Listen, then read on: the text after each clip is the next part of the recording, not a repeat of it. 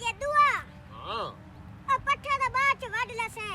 ਸ਼ਕੀਲੂ ਨੂੰ ਵਿਆਹ ਵਾਲੀ ਗੱਲ ਤਾਂ ਸੁਣਾ ਜਿਹੜੇ ਆਪਾਂ ਵਿਆਹ ਤੇ ਗਏ ਕਿਹੜੀ ਹੋਈ ਠਾਰ ਤੇ ਹਾਂ ਉਆ ਉਹ ਸੁਣਾਣਾ ਯਾਰ ਮੇਰੀ ਗੱਲ ਸੁਣ ਸ਼ਕੀਲੂਆ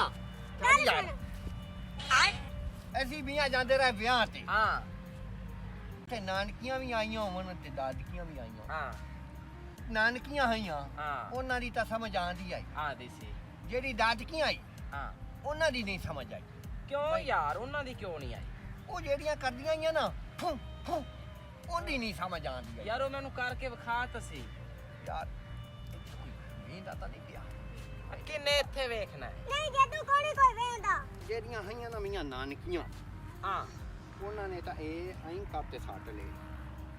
ਪੱਲੂ ਹਾਏ ਤੇ ਉਹਨਾਂ ਨੇ ਹੁਣ ਗਾਣਾ ਸ਼ੁਰੂ ਕੀਤਾ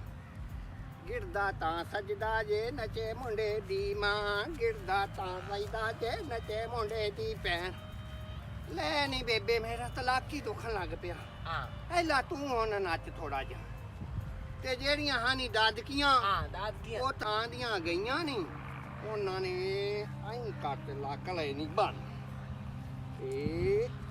ਆਈਂ ਕੱਟ ਆਈਂ ਲੱਕ ਲੈ ਨਹੀਂ ਬਣ 20 ਕਮਾਈਆਂ ਹੀ ਕੋਠੇ ਤੇ ਚੜੀਆਂ ਬੈਠੀਆਂ ਗਾ ਕਮਾਈਆਂ ਹੀ ਕੰਧ ਤੇ ਬੈਠੀਆਂ ਹਾਂ ਤੇ ਉਹਨਾਂ ਨੇ ਆਂਦੀ ਮੀਆਂ ਕੰਮ ਚੱਕ ਹਾਂ ਉਹਨਾਂ ਕਾ ਆਰ ਡਾਂਗਾ ਪਾਰ ਡਾਂਗਾ ਵਿੱਚ ਬਾਬੇ ਦੀ ਹੱਟੀ ਫੂ ਫੂ ਫੂ ਫੂ